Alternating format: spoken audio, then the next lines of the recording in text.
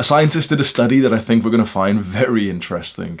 He took Japanese fish, put them inside of a fish tank, and then infected the water in there with BPA. BPA is something that kind of comes from plastic, and you've probably seen BPA before, like BPA free on some plastic water bottles or anything, right? He put a hyper concentrated amount of BPA in this tank with these fish for 7 days. And then he replaced the water and put in extremely filtered water, clean water after that. So they were exposed to BPA, a really high level of BPA for 7 days. What do you think happened to the fish? Not much. Nothing significant happened. And then the fish had babies. And this group of fish that were contaminated with BPA for 7 days, they had 50% less babies than a control group. And then when they tested those fish, those babies that grew up, 50% of those were infertile. And the next generation after that, almost entirely infertile. They stopped the study around then, but they genuinely could have made this group of fish extinct with a 7-day exposure to BPA. And they actually did, the same scientists did actually a extremely similar study, but they did it now with something called EE2, a chemical, literally the letters EE2. This is a chemical that comes from, you know, like women take birth control. So you've probably seen this before, like it's like a pill, a contraceptive that women take daily. Like a lot of women take it so that they can't get pregnant and for other health reasons. A lot of women take, it's called oral contraceptives, and it's like, you know, hormonal birth control. And a lot of women take that every single day.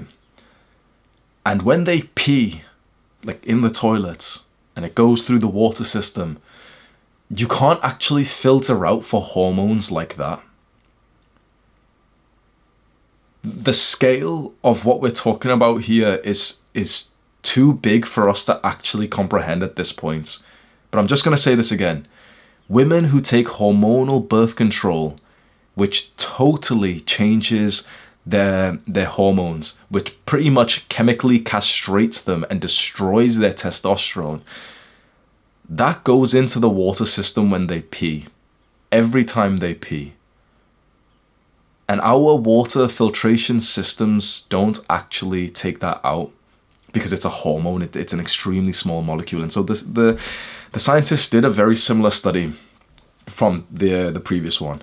This time they used EE2, the thing that comes from oral contraceptives, but they put in a moderate level which is actually less than what's been found in our water. And they put it in for 7 days, then they cleaned out the water, and then they just observed what would happen to the fish. It was about the same results. Almost entirely infertile in 3 generations. You know, 20% of us are infertile right now. We're probably like the first real generation of what happened here. Mark my words, our children will be 50% infertile. Which means either my children or your children will not be able to have children. And this seems, you know, quite distant and insignificant. But there's something closer to our hearts, and it's testosterone. In 1940s, it was the first study on like men's testosterone, right? So before that, we didn't actually have like the testing or whatever it was. So 1940s is the first real blood test for testosterone. They had more than double our rates today. Easily over 1,000 nanograms per deciliter. And of course, there's other metrics to look for, free testosterone, SHBG, but just by a rough metric, they had about double. The average young man today, roughly 20 years old, guess what our numbers are? 409 to 558 nanograms, so about 500. That's what our numbers were. Our great-grandfather's testosterone was above 1,000. Ours are about 500. And it gets even more extreme than this because, guess what? our great-grandfather's testosterone levels that we look up to, that we think like we want to get there, theirs was actually low. Because at that same time was the first reportings of problems of low testosterone, libido problems, lack of motivation, anxiety, depression, and erectile dysfunction. All of these problems literally shot up around the 1950s, and this is when they were finally being reported. And extra proof of this, which is so interesting, thousands of years ago, just recently, there's a certain job word for this, paleontologist or whatever it is. Like, like people go and they go find bones of like cavemen and they like excavate them and they research them and stuff, right? They found that the bones of men thousands of years ago were significantly different than they are today. Like our skull shape was genuinely like, it looked like very similar to like, I've not watched the movie, but Thanos of the Avengers or whatever movie he's in, like this ultra masculine, like thick looking bony face, like this big looking face. That's what human male skulls used to look like thousands of years ago. They used to look so much more bony, and probably what a lot of researchers online are saying is because of higher levels of testosterone. And this is literally called the feminization of bone structure. Our bones are literally looking more feminized over thousands of years. And of course, there's other reasons to this. We eat softer foods and everything, but it seems to be the case that testosterone and hormones would play a huge role to this. Now, you remember the modern levels I spoke to about 500 nanograms per deciliter is about what's average and normal these days, right?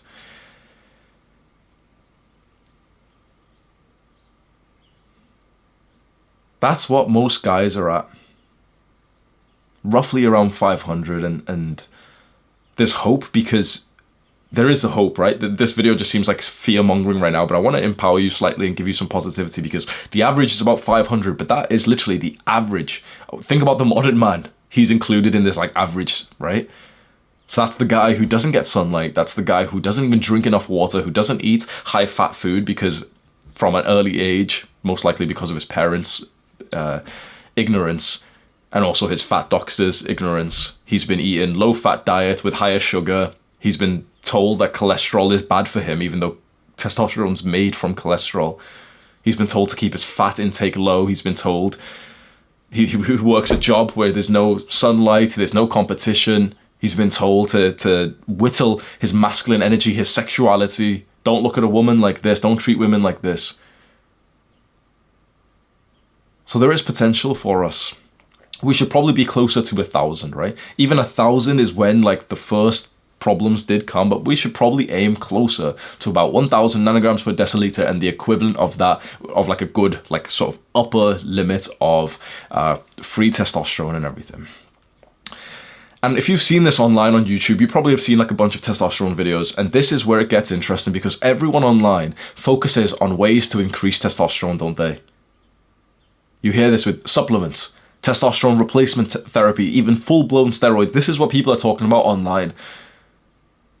Wrong.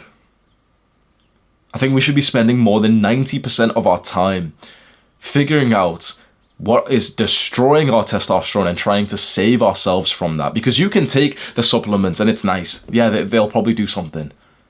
You can, like, research all these weird extra testosterone exercise protocols. Okay, so, Dr. Huberman said if we do 10 times 10 squats, that might give us, you can do all these things, and that is nice, but there's a huge reason why your testosterone is absolutely messed up in the first place.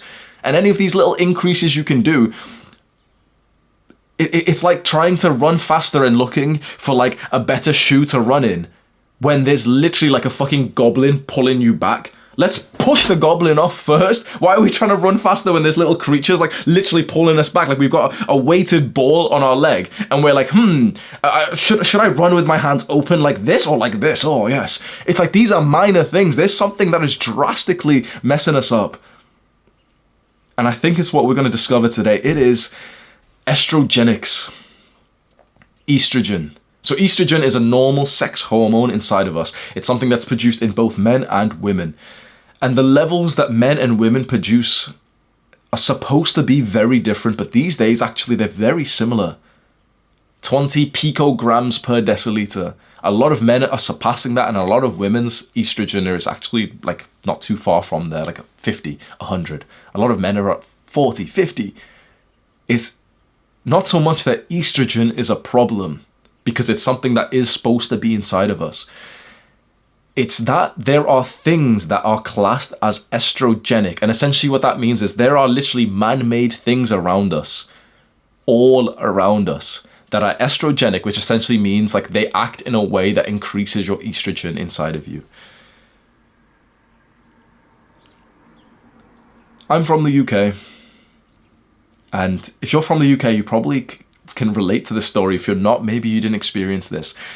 But we've got to speak about big milk, the milk companies, like literally the cow's milk companies, because from what I remember, bro, I remember being 6, 7, 8, 9 years old, going to primary school, and in every single day at around 12 o'clock, our teachers would come in with a whole tray of cartons of milk, and they'd give them all out, milk, to every student, to every little kid, primary school age kid. Carton of milk for you, carton of milk for you, carton of milk. This was about 19, 18 years ago. Early, like 2000s. And it was all over, like the common belief, at least here and probably in your country as well, the common belief was that milk was amazing, especially for young children, because it gave you strong bones because of the calcium inside of it. It turns out milk actually doesn't even have like significant calcium in the first place, actually. But every single day at 12 o'clock, little Hamza's getting the little carton of milk from his teacher with a little plastic straw. It's got 20 grams of sugar inside of it. And it's got estrogen inside of it. Every single day at 12 o'clock, 5 times a week, and even at home, because milk's really good for you. And you know, our parents heard this bullshit. Milk is great for children. Strong bones, strong bones, strong bones. The milk companies did amazing, and they convinced schools and governments and parents to make milk into something that is in every household. And every single day, plastic straw, 20 grams of sugar, estrogen inside of the carton. You think this is maybe a bit silly, right? Well, actually, there's studies that have found that there are extremely high levels of cow estrogen in the urine of all boys, all 100% of boys who drank whole milk that was literally from a normal grocery store. A group of boys are given literally milk from a store, like a normal store. They're given that milk, they drink it. They literally found high levels of estrogen inside of all of their urines, and then they did a testosterone test 1 hour after drinking the milk. Significant decrease in testosterone. That significant decrease could be just because of the fact that they've ingested some calories, and testosterone seems to go down when you eat really anything, just for a little while whilst your body processes it. But it's like, okay, but they also saw higher levels of estrogen as well. Every study that I mention, I've learned this from a book called Estrogeneration. I'll mention it below as well. Let's go back to fertility right now. There's a few problems we've got to talk about. So remember at the start of this video, I told you about that study with the fish. They infected them for 7 days with estrogenic stuff, and then their fertility was literally messed up generations later. Fertility is a weird thing for us to really think about, because, you know, we're somewhat young. We're probably not expecting to really have children right now. We want to work on our finances and self-improvement first, right? But you may have heard of the statistic that men's sperm counts have decreased by 50%. Have you heard that before? Men's sperm counts. So sperm is like the thing that actually would go and make the baby. So we have the sperm, the woman has like the egg, the sperm fertilizes the egg.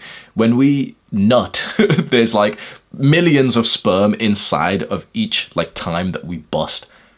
And the idea is that you actually need like those millions inside, because each one is absolutely tiny, like literally microscopic. Little, like the way that they look have been described as like there's a little head and like a tail. You can probably imagine what a sperm looks like. You've probably seen a picture somewhere. It's like a little head and a tail, right? This is really important. Our sperm is becoming deformed. I know this seems weird, and I know this could seem a bit goofy or something, but this is actually Just take this seriously for a second. Our sperm, the thing that our balls produce that's inside of like, you know, I'm not trying to like get demonetized, but you get what I mean, right? It's the thing that our balls produce that when we do ejaculate, that's what is unleashed. Our sperm is becoming deformed. 50% decrease in the last generation. This seems so hard for us to comprehend the problem of this. You know, we've heard the statistic. It doesn't seem to mean much. What this actually means is that that sperm that's supposed to have this tail and then the head, the reason why it's particularly shaped in a way is so that it can actually swim and get to the egg, and it essentially impregnates the woman that you're with. When it's deformed, it can't swim right. And I know this seems like, you know, just weird to talk about. That's literally your son. That's literally like the start of your child. And our sperm is deformed to levels we've never seen before, that your sperm literally sometimes will have two heads. Your sperm, the tail will be bent, or it won't have a tail. It seems weird to talk about this, right? Because it's some like microscopic thing that we've never actually seen, like, you know, real before, right? And we're not really expecting to have children right now. But imagine 10 years down the line from now. Imagine 5-10 years from now, you've done really well with your self-improvement. You've been working so hard. You've been on monk mode for multiple like months and years since then. Business is actually taking off. Career's doing really well. And you actually meet the woman that you genuinely think to yourself, like, she would actually be a great mother. And your family is supportive. And it's like, oh shit, like, it's actually time. And imagine the announcement you're going to make when genuinely you're going to become a father. When you get the positive test and you go for like the IV scan and you literally hear your child's heartbeat. Right now, this seems like some weird thing that we can't really imagine, but like there's going to be a time when you hear your child's heartbeat inside of your woman.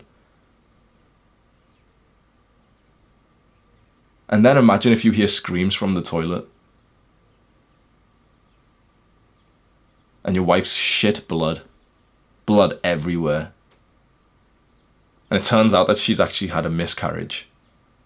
And a miscarriage essentially means that she was pregnant, but the baby died inside of her. Miscarriages happen for many reasons, but they're becoming a lot more common, like literally women who get pregnant and the baby dies inside of them. And oftentimes, if it's late enough in the pregnancy and the baby's big enough, your woman needs to give birth to it still. Like literally give birth to a baby that she knows has already died.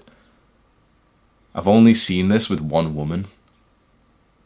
And I've seen her break down in like a primal cry. And maybe the reason why this could happen to any one of us in the future is because our sperm's all fucked up, but it just ended up impregnating the egg. And that was maybe why. I know this is like something weird and serious to think about, but like, you know, we're quite young right now. We're not really expecting to have children right now, but like, there's going to be a time when we want to have children.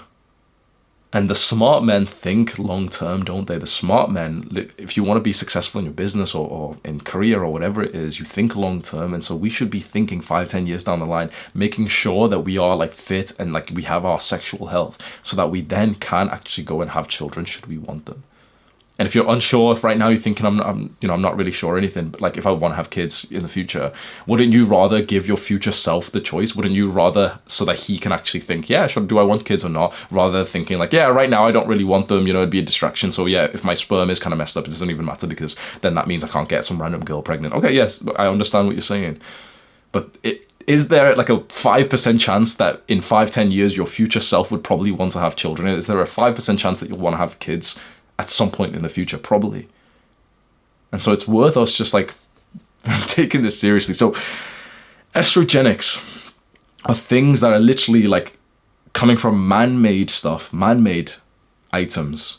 And it kind of impacts our body in a way that, in the same way that estrogen does.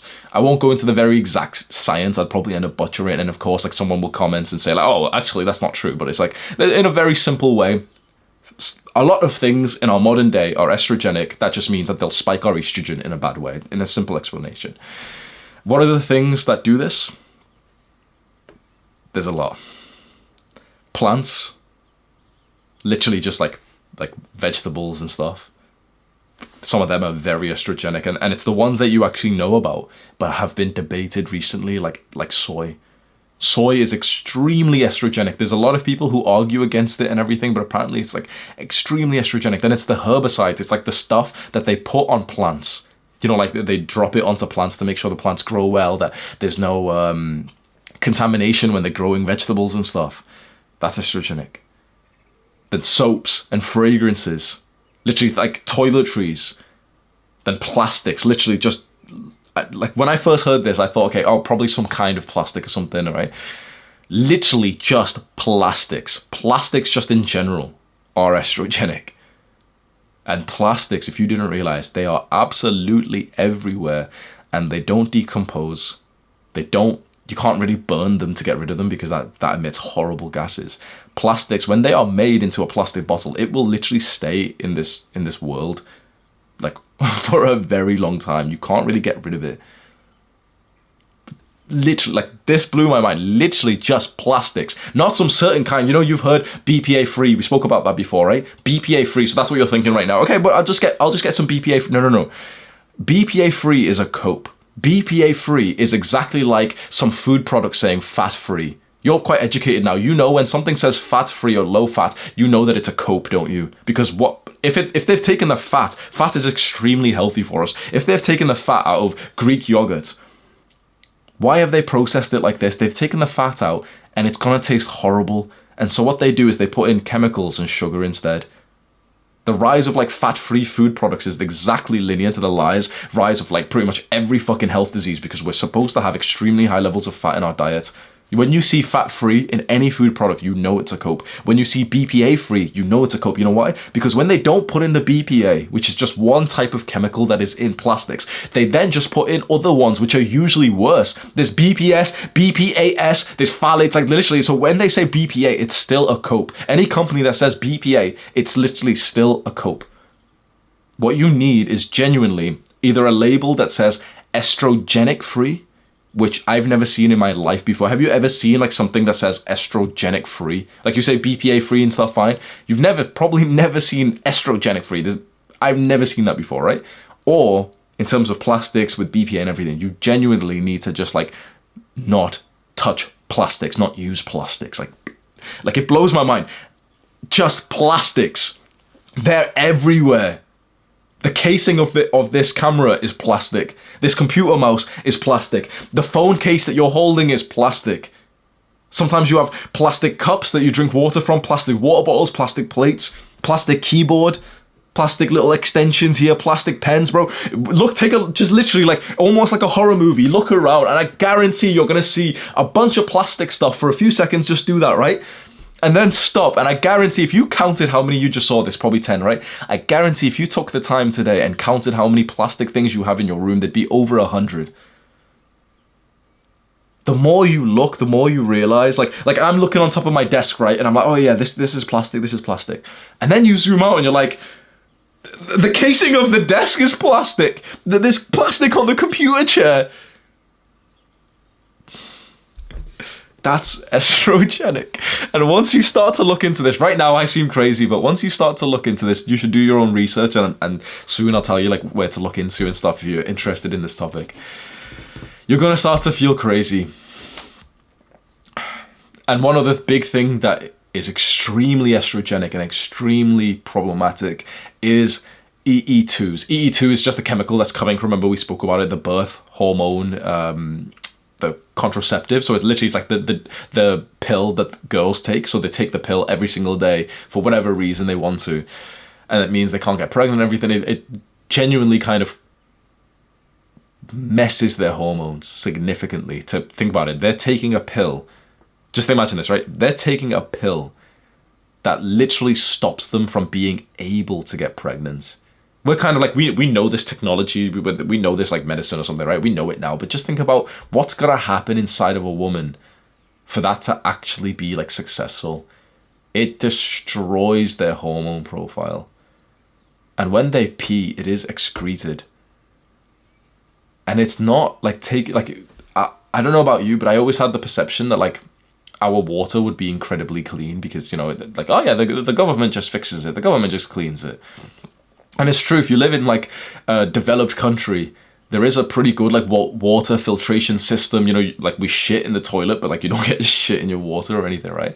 So they've got things like chemicals that destroy like, you know, bacteria and everything, and all the waste gets filtered out, so we get essentially clean water. But it's got chemicals and hormones. Hormones can't really be filtered out because hormones are extremely, like from my understanding, extremely small molecules, and they can't be like killed by chemicals or heat or anything because hormones can't be killed, they're not alive. It's just like literally molecules. So it's problematic. We literally have women all around the world, like a lot, like the use of the pill has skyrocketed. Just peeing into the toilet. And with, you know, filtration and cleaning, like we end up drinking that. This is like, I know this probably sounds weird and you're thinking, no, that's not how it happens. But like, this is literally just like the water filtration system. We drink the same water as the dinosaurs did. But there's a crucial step we're missing, which is the filtration of hormones. So we've mentioned BPA so far, right? BPA is just, we can say, one chemical that's in plastics that we know for a fact is estrogenic, right? So BPA is just one chemical that's in plastics, right? There's a rise recently of people talking about BPA for really good reason, and that BPA is extremely bad for us, right? So what people have spoke about is with plastic bottles. And like consumers, you know, like normal people are telling companies, okay, we won't settle for anything which isn't like BPA free. And so like, you know, companies are making new water bottles that have got BPA free and everything. But if they're plastic, they've just got other ingredients in them. It's still plastic. And so BPA acts like estrogen, right? And there's a few things here which you might not have thought of. Credit cards, which we keep in our wallet, which we put next to our balls. And you know the one that hurts me personally, that genuinely hurt me, that I had surgery for at the start of this year. I genuinely had like a full-on surgery, like they put me to sleep and everything. They snipped my balls and everything. I'm not even, like, I know this sounds like silly or something, like this is actually serious. Like this is like, there's a medical condition called varicocele for men. And a lot of men have it. And it's when the veins in your balls essentially feel like they've just like clamped up and become like a big, like they get tangled up essentially. The veins in your balls, or usually on one side, just suddenly gets like tangled up. And it's somewhat painful, but it's like a dull pain. It's like a 1 out of 10 pain, but it's just there 24/7. So you kind of ignore it sometimes, right? But it's actually one of the biggest causes of infertility as well. Like people who have that, men who have a varicocele, are drastically more likely to be infertile than men who don't. And you can just check if you've got one. Obviously, I'm not a doctor or something, so you should go get like an examination or whatever. But you can check if you've got one. Literally just grab your balls and feel like above your balls, like more towards like the inside of you. And just kind of like slightly, very like softly press on like the veins that are there. And usually on your right side, you'll feel that, yep, you know, there's like a few like 2 veins or something. Okay, that's normal. But then if you feel on your left, if you feel the exact same thing, there's nothing else. Yeah, 2 lines of veins. Okay, no, that's fine. But if you feel like a clump of veins, that's most likely a varicocele. It might feel like a bag of worms that are like, you know, like all tangled up like worms, right? And you can feel the texture and everything. That's a varicocele. I got it, noticed it for a while, eventually got surgery, right? And when I heard of BPA and that there is a hyper concentrated amount of BPA on receipts, like, do you know when you go to a store, you go to the cashier, you buy it with your card or with cash, and would you like your receipt? And they give you the receipt. There is a hyper concentrated amount of BPA on there. There's not like plastic on there, but it's like the chemical that they use to make this kind of receipt paper that they pull out of the card machine. There's a hyper concentrated amount of that when you get a receipt. And I don't know about you, but I think a lot of guys can say this. When you get a receipt as a man, where do you put it?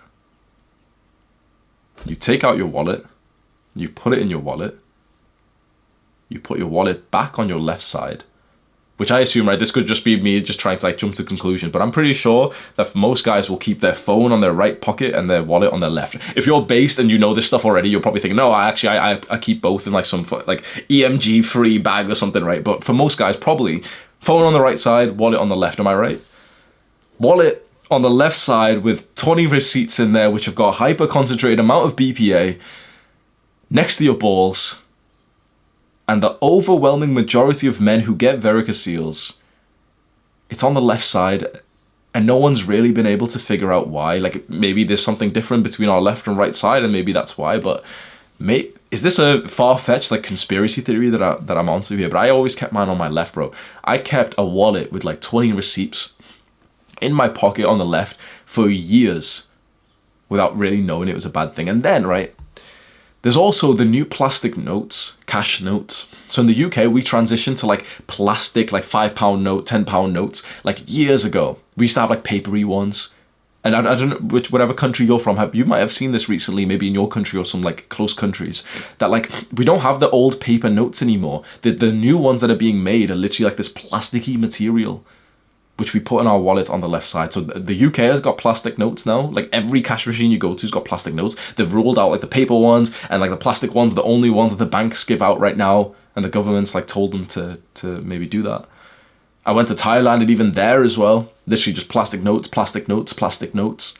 You know what I'm talking about, like plasticky material in a note. I've even got some here. I don't even want to show you. I don't even want to touch it. But we used to have like paper cash notes. And now there's like plastic ones that we keep in our wallets next to our balls. And we touch this, right? And we touch this BPA when the cashier gives you a receipt. Like, think about the last time you went to a shop or something, or a restaurant or whatever, and the cashier gives you a receipt and you take the receipt, right? And you touch it with your fingers. That's a hyper amount of BPA that's like literally seeping inside of your skin and everything, right? So what do? So you just, okay, put this receipt away, go wash your hands, put some soap on your hands, use some of the hand sanitizer that they put everywhere these days, right? The hand sanitizer that they put everywhere. You can go into any shopping mall, any restaurant, bro, there's a hand sanitizer on every table, right? The newest studies are showing that if you use hand sanitizer after touching BPA, it makes it 100 times worse. 100 times worse. That's comparable to that 7-day exposure that we mentioned in with the study of the fish with the BPA. That's a comparable number to them. There's some weird chemical reaction in a lot of hand sanitizers and soaps and hand washes. And what it does when you've got BPA on your fingers, it makes it up to 100 times worse. We can't even fathom that. That seems like a big number, bro. We can't even fathom it. 100 times worse. If I told you and it makes it 3 times worse, we'd be shocked. 100 times worse is like, we can't even imagine what the fuck's going on here. And now my heart goes out to the poor souls who are working some shit job as a waiter or whatever. You're behind the desk and you touch receipts all day. And I did that, bro. I was going through puberty doing that. I was working at my dad's shop, literally, like he had a corner store, and like, we got the cash machine there. My dad's teaching me how to do it. Oh, here's the roll of the paper that's got all the shit on it that goes inside of the little cash machine. Okay, here you go. Would you like your receipt? Here you go. An hour later, I'm like jacking off or something, like touching my dick with the same fingers, bro. At this point, I would not be surprised if you didn't believe me. Genuinely, like it'd be like good for you to not believe what I'm saying and to do your own research and to critique and everything, because this sounds like unreasonable. But I think that this is genuinely like the hidden reason of low testosterone for most guys. Because, not for most guys, okay?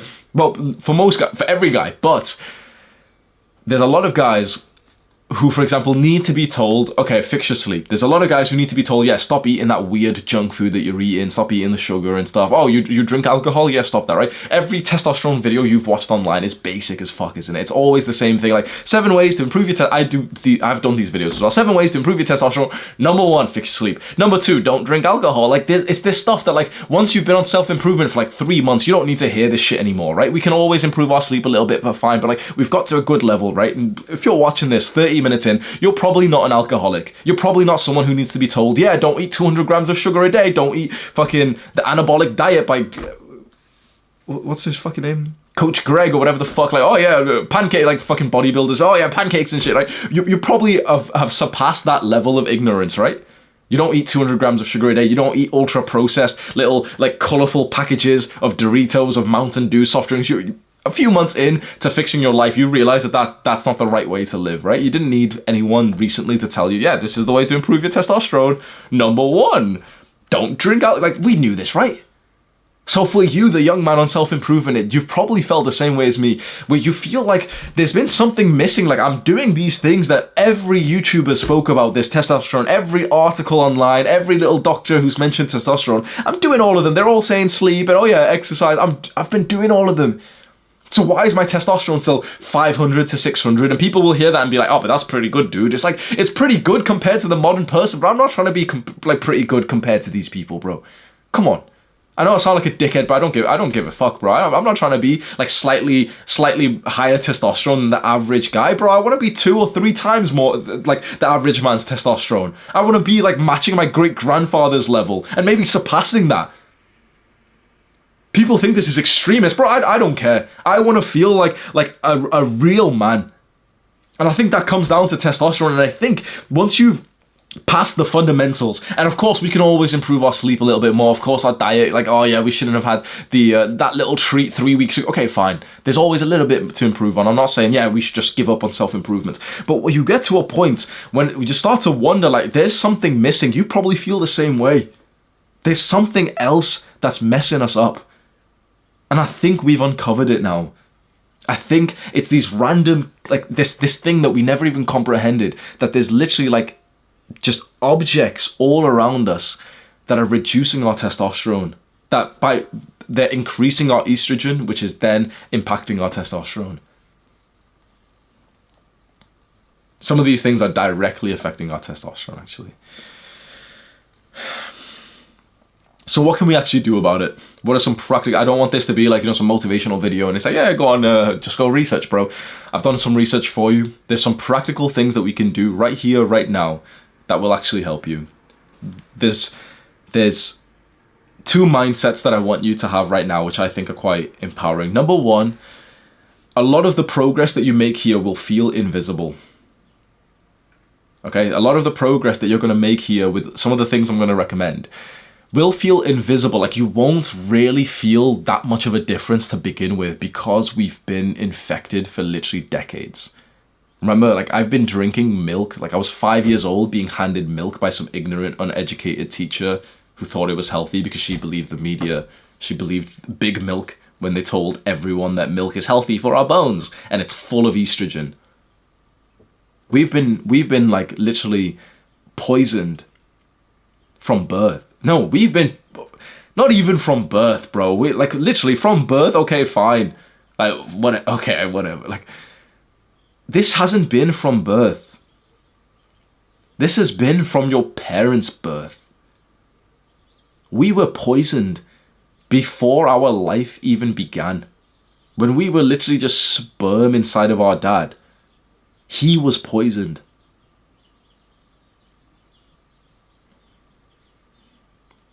And like you saw,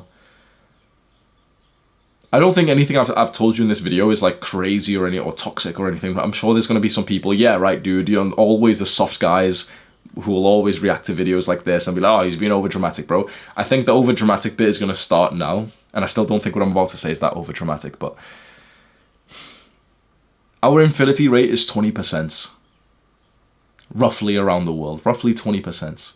Which in line with that fish study, and of course I'm comparing humans to fish and stuff, right? But in line, we're roughly the first generation who have literally lived our entire life from absolute like inception, like contraception, whatever it is, like, you know, the moments our father's sperm impregnated our mother's egg, from that moment when we became like a living creature, we've been poisoned.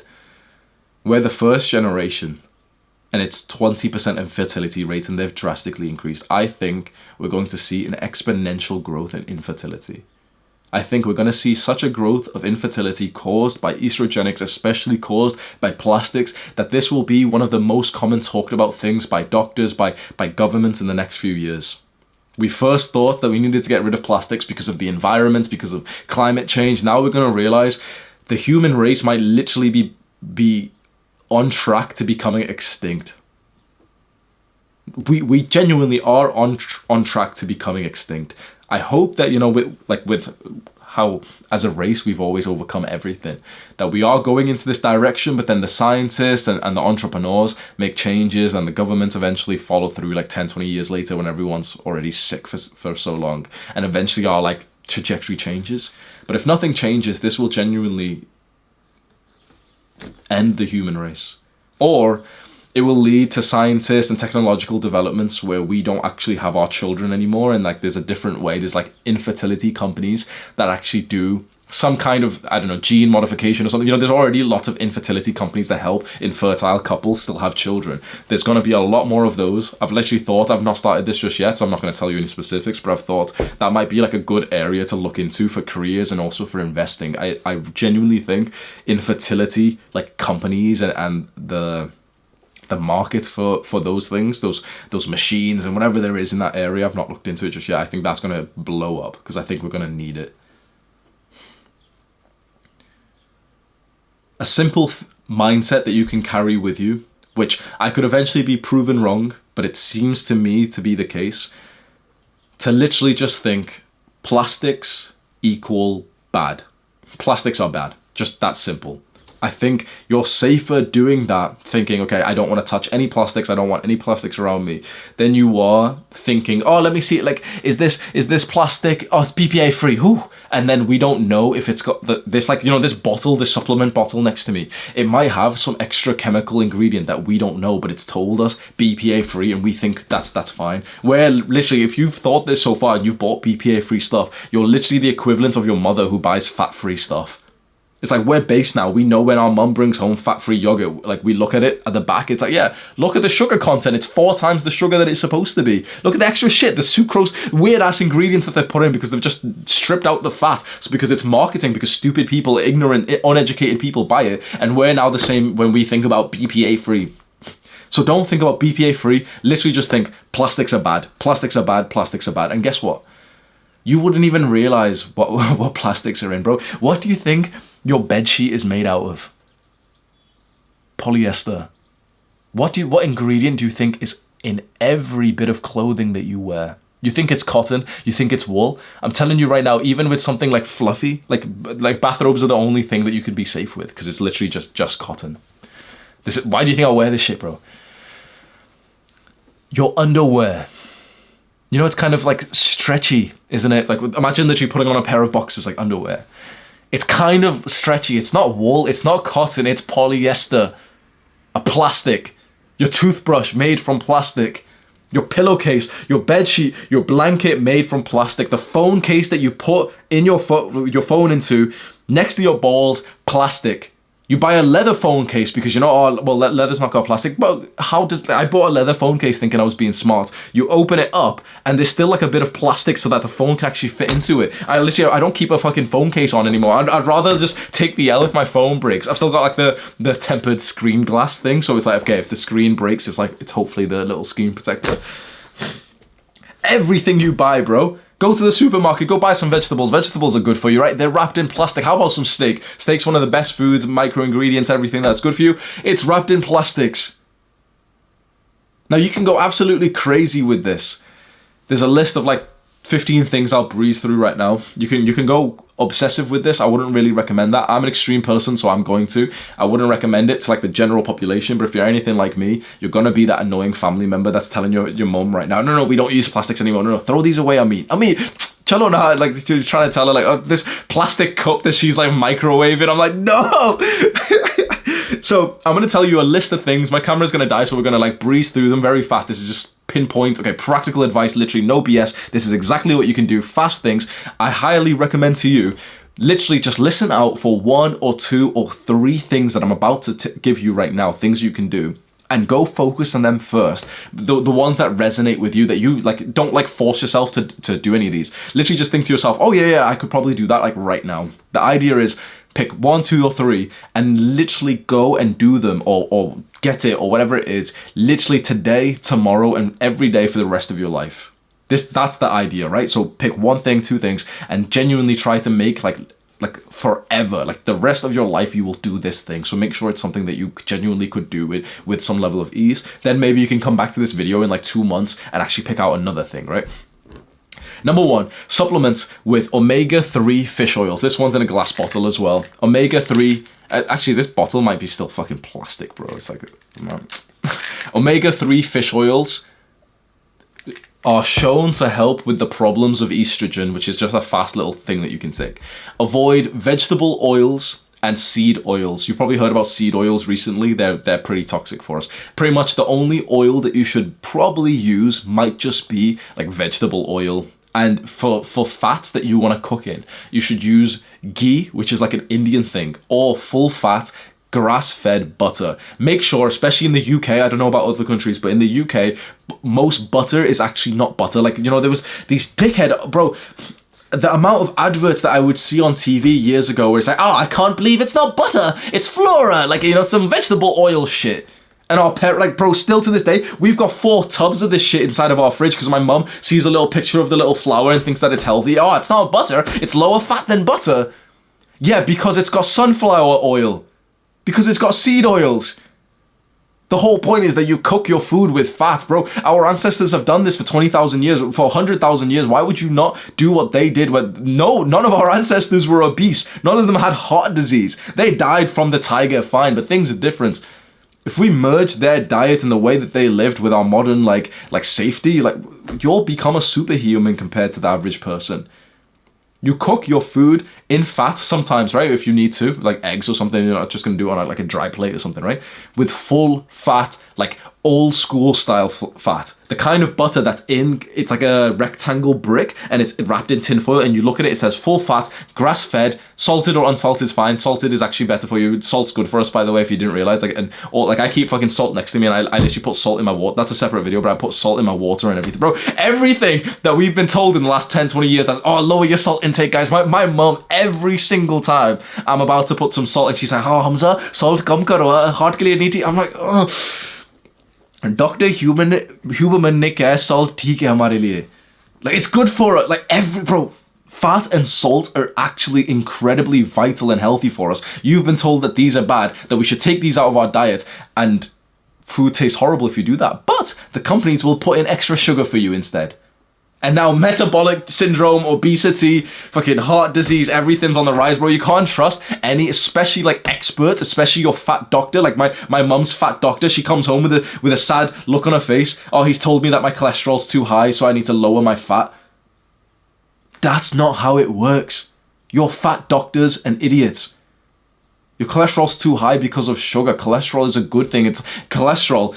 I'm going on a rant, man, but just in case you're interested, cholesterol's kind of like a firemen who come to put out a fire. The fire is insulin. The fire is sugar.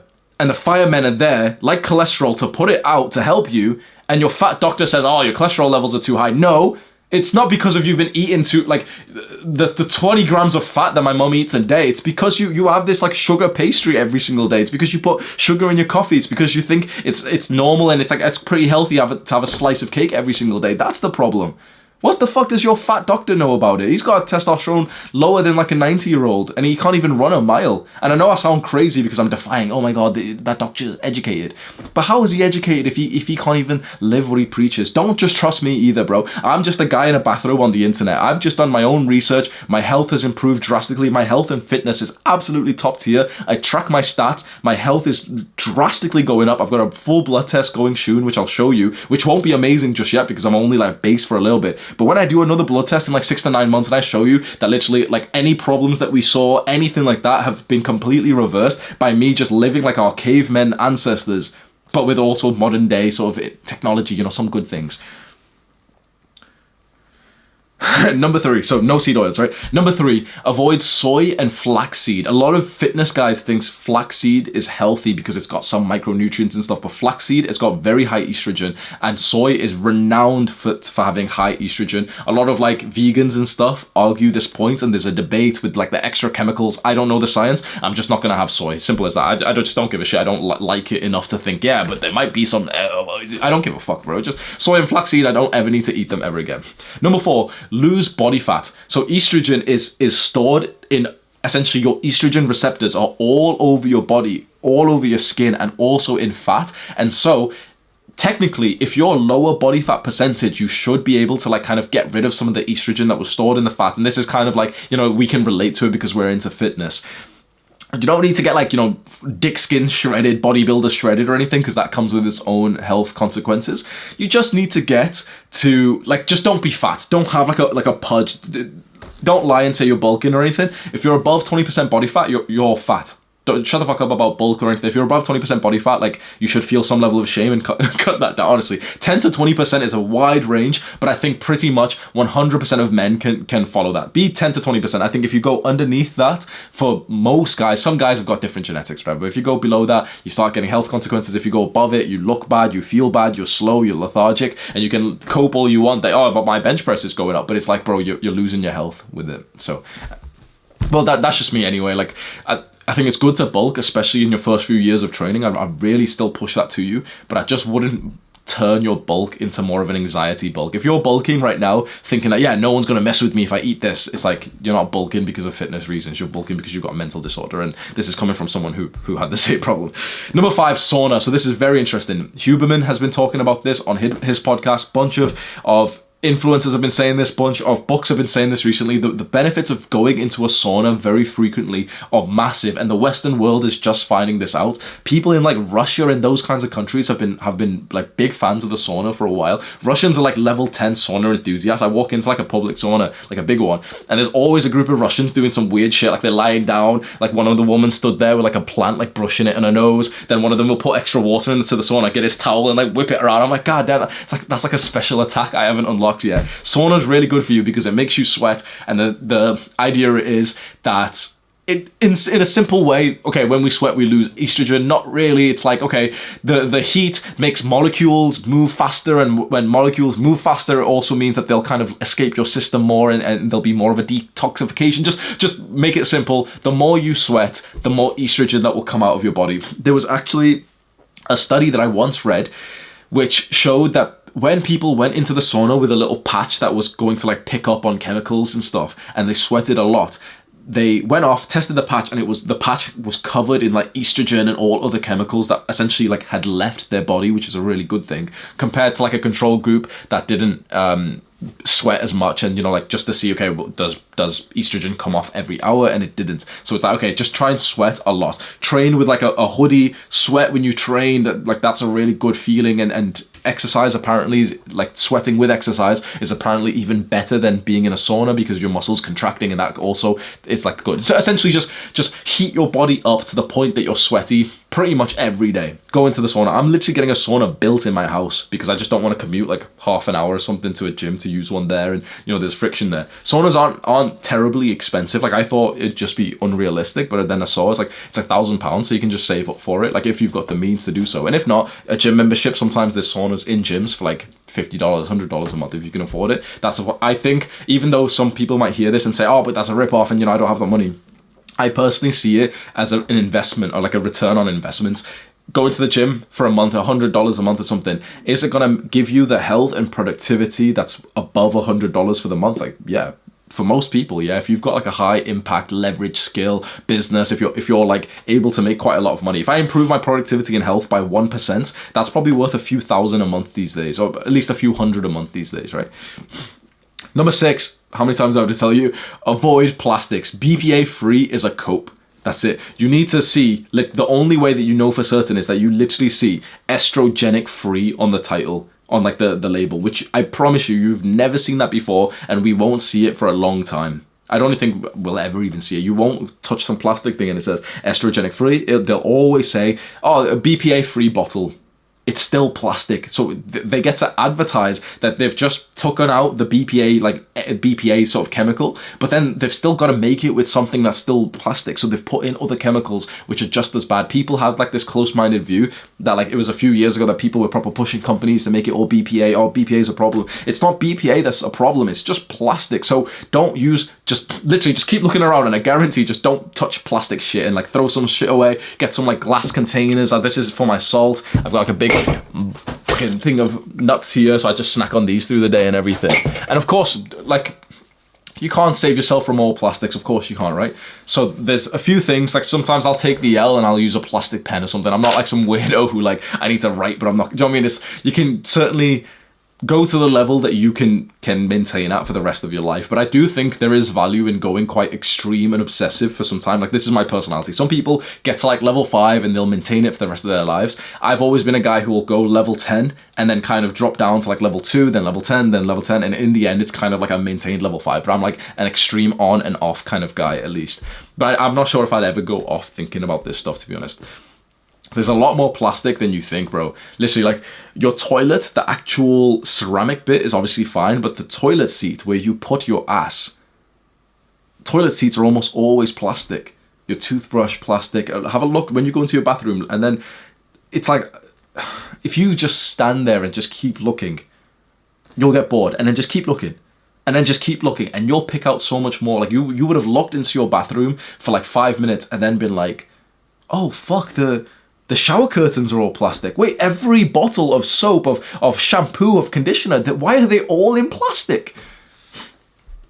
Avoid food in plastic if possible. So most food is packaged in plastic. If you visualize getting like a 6-pack of apples, it's not like you go to the shop and you just, oh, like you hold them like this. They're in a clear plastic bag.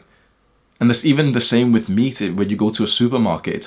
Supermarkets are like one big processing step extra, which is a bad thing, compared to going directly to the farmers and the butchers and everything. So if you can, if it is somewhere nearby, try and find a butcher, like a meat shop. Try and find like a farmer's shop where you can buy, like you'll know it because it's quite like a weirdly like almost old school looking shop where like they'll literally have all the fruit on the outside in literally just cardboard boxes, and then none of it's got plastic. So you go there and they'll have plastic bags for you to put it into, but you could bring like your own school bag or something and just put them in there with no cover, you know, like vegetables and stuff. Or you could bring like a cardboard box in the back of your car and literally like fill them all in there. Okay, buy it. They'll say, oh, I'll wrap it up for you. I'll put it in a bag for you. Say, no, it's okay. No bag, it's fine. So that's one big processing step that you could skip. Use metal water bottles. This is a stainless steel one. You literally just search. Make sure you don't search for BPA free. You search for like literally like full 100% stainless steel. And make sure, so this brand is called Super Sparrow. I'll link everything that I use in the description. I'll try and see if I can get affiliate links as well.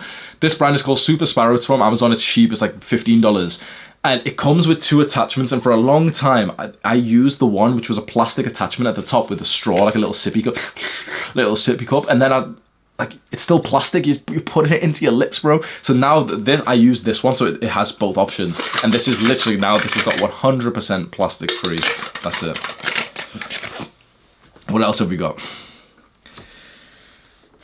Avoid plastic material in your pillowcases, in your bed sheets. Often you can go and have a look and like even feel like your bed sheet next to you. It's like a lot of this stuff that we use, once you pick up on this, you'll realize like a lot of this has like some kind of plasticky polyester material. So just be careful for that. And you can actually find some like 100% cotton pillowcases and stuff, so just have a look at that. Just be vigilant for any kind of plastic. You can literally be the guy now where when you're about to buy something, you look at like the material or the ingredients and it says like, oh, 50% nylon, and you're like, okay, is nylon a plastic? Is it estrogenic? You copy and paste the word nylon into Google and write estrogenic next to it, and it's like, oh, there's 4 studies that show it is. So like, okay, I'll close it. I'm not getting that shit. Oh, okay, 100% cotton. I'm pretty sure cotton doesn't have plastic. Let me just double check, right? I'm not going to tell anyone that I'm that stupid. Oh yeah, cotton of course doesn't have any plastic in it. Okay, that's fine, sweet. Avoid plastics in your clothes. Polyester and nylon in your clothes, bro. Any shirt and pants which isn't like this soft fluffy material, it's got plastics in it. Like, you know, the gym shirts, you know, the kind of like gym shirts that are like somewhat of like, it's hard to say, like a kind of like a football shirt. What do you think it's made out of, bro? Only like clothing should only really be wool and cotton. That's their like natural ingredients. Wool comes from sheep that we've had for tens of thousands of years, hundreds of, you know what I mean? Like humans have been wearing that shit. And cotton is like a plant. That they're natural ingredients. That's what we should be looking for. 100% cotton shirt, for example. These days, you get these gym shirts, 95% polyester. Because it's like, you can imagine like some gym shirt, it's like a plasticky, like, it's not like a cotton feeling. It's not a real feeling. It's been made in some like weird shop and it leaks estrogen in you. Especially, one point I didn't write here is, especially plastics that get warmed up makes it worse. You can probably imagine this, right? So, like, eating out of a plastic cup thing is like bad, but if you microwaved it, it would get worse, because just, you can imagine, for some reason, I don't know the science, but for some reason warming up like the plastic, like heating it up, would make it worse, because like we thought with ourselves with the sauna, when we heat it up, the molecules move and you kind of sweat and it gets released a bit more, but it gets released outside of us. But when you heat up some plastic, it's probably going to make the estrogenic thing of it worse. So when you wear gym shirts and you get proper sweaty in them, it's probably going to like make it easier for you to like, for the plastic of the gym shirt to seep in. Make sure you look at this with your underwear, with sports clothing, with, if, let's say you're going to go to the sauna, make sure you've got a 100% cotton or wool towel. Like, you can see we're getting obsessive, but the idea is literally just pick like 2 or 3. I'm doing most of these. I'm the obsessive guy, right? Where are we? Support companies that are helping us with this. So you want to find some like no plastic companies. What I found is Amazon's not really that good for this, because oftentimes on Amazon, if you're looking for something, they will kind of write sometimes what the ingredients are, but not much. So what I've personally done is I went and found some UK-based companies that actually do literally all plastic, like no plastic-free materials. I won't lie, none of them are actually based about estrogenics. Like, none of them actually think about male issues or anything. They're all based on like the environment and climate change, and, you know, plastic's bad for climate change and stuff. Like, we don't really give a fuck about that. We just care about testosterone. So they're not totally on our like wavelength, but like they're still doing no plastic stuff. So like there's one company which is called Peace with the Wild in the UK. Everything's linked below, so you can just go have a look in just like 2 minutes. Let me just finish off everything I can say to you, so you've got some ideas. And literally just like, once you find a good company that like that, and it's, you know, it's not on Amazon, so it feels a little bit low key, maybe like, okay, just make sure they're going to deliver it to you and stuff, fine. And once you've like, I've gotten a delivery from these guys, they've sent me, I'm not affiliated with them or anything, this company here, like this family-based company. And this is like lip balm, which is 0% plastic. This is deodorant now, which doesn't have any fragrance or anything. So it's like all like cardboardy type of stuff. My toothbrush as well, I've replaced that. I don't use a plastic, like professional toothbrush anymore, like an electric one. I have like a bamboo toothbrush. From what I've seen online, you know, the bristles of the toothbrush, like the actual bit that you rub your teeth with, they kind of seem to need to be like nylon, which you've got to take the L essentially. It's like, you can't have like a 100% no plastic toothbrush, from my small bit of research online. So you can just have a look, right? So try and support some companies that are doing this, because the more that you buy from companies that are like, you know, big stance on like, yeah, we hate plastics, no plastics, no plastics in our delivery, no plastics in this, no harmful chemicals, it's like the more those companies will grow. Like, you're literally investing in a company when you buy from it. When you buy from Amazon, you're kind of investing in Amazon, which still isn't terrible. But make sure when you're buying some random product on Amazon, just have a look at like the company that's selling it, and have a look, because if they've not wrote the material for something, chances are it's not good. They're not on the same wave like length, because they broadly say no plastic, right? Because that's a marketing thing these days. It's like, oh, look at us, we're sustainable. So if on Amazon there's something that doesn't say plastic free in the text description, most likely it's not. So just be careful of which companies you support. I say we kill off the companies that are serving us this poison, because they kind of know some of the things right now. We all need more education, of course, but I say we slowly start to like rule out the companies that like, just stop spending money on the companies that just give us this shit, for example. Just simple as that. Obviously, like, I still expect companies to take some time, but like, if they seem arrogant with it, if they seem like, you know, they're not listening to this new stuff of like, yeah, we hate plastics, they're bad for the environment. So like, that sort of like soft group of people are on our side, because they're like, they hate plastics because it's climate change and stuff. We hate plastics because we only care about testosterone. So it's like, okay, we'll handshake each other, like, okay, let's do this. Don't take the receipt. So when you go to a shop and they, oh, would you like your receipt? No! But like, would you like, bro, in Thailand they did this a lot, bro. They'd take the receipt, wouldn't ask you, and they'd put it on your cash note and then give it to you, like her fingers touching it. Oh man. And I'd literally like grab my cash, say no receipt, and they'd take it with like, you know, there's always smile and stuff. I remember seeing this one like paranoid looking motherfucker, bro. He literally came in into a restaurant First, with a mask on, right? First thing, went to the hand sanitizer all of his hands, ordered his food, grabbed the receipt, used the hand sanitizer again before he left. I don't know if it's a conspiracy theory or whatever, bro, but there's a hand sanitizer little fucking squeezy bottle on every restaurant table these days.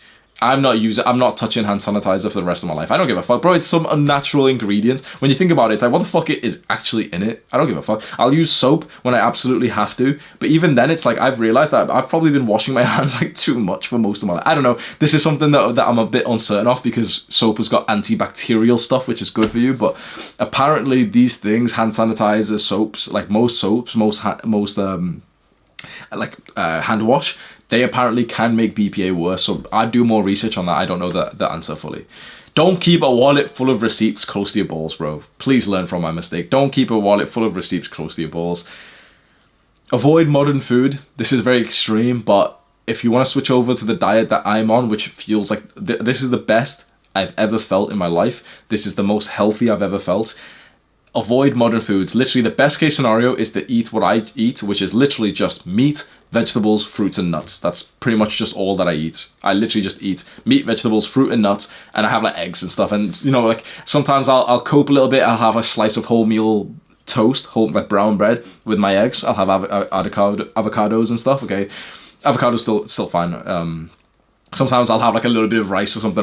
You know, it's not 100% like this, but it's like mostly my diet is literally just a fuck ton of meat, vegetables, a lot of fruit as well. I get most of my carbs from fruit these days. Like I'll have like 4 apples a day and a huge amount of blueberries and bananas. It's like, it's got fructose in it, it's got sugar in it, but then it's got fiber and vitamins. So it's like, it's this weird trade-off. And it's like, I'd rather just get my carbs from fruit and some like a fair amount of vegetables than I would from like some random grains that have been produced in the last 100 years. If your caveman ancestors didn't eat it 1,000 years, 10,000 or 100,000 years ago, you probably shouldn't either.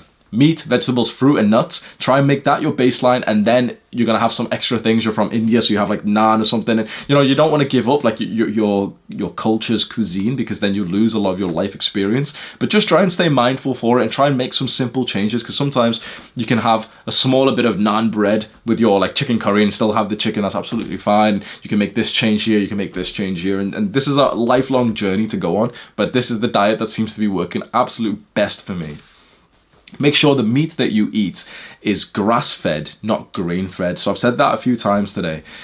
Grass-fed simply just means that that animal was eating like grass, like out in the farm, instead of it was being locked up and it was just eating grains. There's still issues and stuff, fine, but if you're gonna eat meat, which most of us are, and I do think it's better to eat meat than not, then I would highly suggest getting the grass-fed ones, because what it means, like what grain-fed means, is that they eat this mass-produced, moldy, weird, like fucking disgusting little food that's making them sick, and also is gonna obviously pass on to like the meat that we're eating from them. We don't want to eat much grains. Like, you know, the mass production of grains perfectly ties to the mass health consequences of people who eat a lot of like grains and breads and all this shit, pasta and stuff. It's like they're usually fat and unhealthy and lethargic as well. So you just take that as it is. You don't have to follow this advice. You could have a different diet if you want and just focus on other things. But at least for me, like changing my diet's actually been the single greatest change that I've made for my health. Is I just eat meat, vegetables, fruit, nuts, eggs. That's literally just it. My diet's somewhat boring, but it's not, because,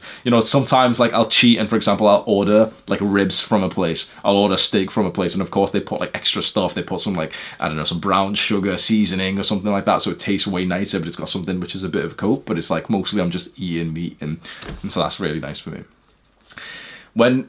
When animal feed is grain, so when animals eat grain food, like grains, often that has some other estrogenic shit in it, so they're eating estrogens, which is ZEA, atrazine, and essentially just don't eat like grain-fed. Sometimes you'll see this in restaurants and they'll be like, oh, grain-fed steak. When you see that, just probably get something else. When you see grass-fed steak, then that's something that's better. Don't use normal toiletries like hand wash, toothpaste, shower gel, shampoo. All of the ingredients inside of them are all fucked. They're all weird chemicals. And also they're all in plastic bottles. Like literally don't use normal stuff that when you go to the bathroom, whatever your family use. Most likely you shouldn't use any of that. You should then again go and find the natural ingredients and products, which like the ones I had here. Like these are all natural ingredients. This has got like lemongrass in it. So it's like, this is literally a real natural ingredient that hasn't been processed as much as these weird chemicals. When you can, like, literally, no matter what you use, you should be able to read the ingredient list like it's just in normal English. You should be able to read it. Like, the ingredient list of this is literally like, where is it? Like lemongrass, cocoa, herb oil. Like, it's like stuff you can understand. When you go look at your bottle of shampoo, and it's like E13 neuroloxin fens. Like, what the fuck is that, bro? What are you, like, did our ancestors use that shit? Why the fuck are we using it? We don't even need it, bro. So the soap that I use for my body and my face in the shower, it's literally got like 5 ingredients in it. That's literally it. And toothpaste as well. Most toothpaste has got fluoride. You can go have a look. Most toothpaste, the bottle is got, the bottle's plastic, like, you know, the little toothpaste, little plasticky bottle that you squeeze out of. It's plastic, and inside of it's got fluoride, and fluoride's been shown to decrease cancer, decrease testosterone. So the toothpaste I use is not even real toothpaste. It's like this, like, powdery thing from the same company, or like the company that kind of sells these, and it's in a glass bottle, and it's like powder. So I literally, you know, people have been asking me why my teeth look so white these days. It's because I don't use normal fucking toothpaste anymore. I do not put in chemicals and shit. Like, the ingredients list of my toothpaste, like my tooth powder, there's like 4 ingredients in there now. Go and have a look at your little toothpaste bottle. There's a whole, like, 3 paragraphs, like the whole massive, like, 4 lines of text there for the ingredients. It's unacceptable, bro, especially with fluoride and other chemicals. You're putting it into your gums. Sometimes your gums get cut a bit from brushing or flossing, and it's going directly into, like, your bloodstream and stuff, bro. Disgusting, man. Final thing is, get a charcoal water filter. So a water filter for your taps, for your shower and stuff. I haven't done this just yet. Maybe I'll speak about it in a later date, so I can't give you good advice. But it seems like that is the play. A bunch of smart people seem to have a huge, like, filtration system, and apparently it's as simple as just getting a water filter that has charcoal in it. You got to do your own research. Maybe I'll speak about it at a later date. That's the video. Everything that I've mentioned in terms of products and stuff, I'll probably link it below. I'll just, like, you know, I'll have some description you can go and read. Everything I've learned and all the research and everything is all from the book Estrogeneration by Dr. J. So anything you're asking, like, oh, is this study actually real? Like, I don't know. Just go look at the book if you want. If you want to... quick, what can I sell you quick? I don't know. There's links if you want to see some of my products that I sell. There's links below. Do the hard work, especially when you don't feel like it. Mwah!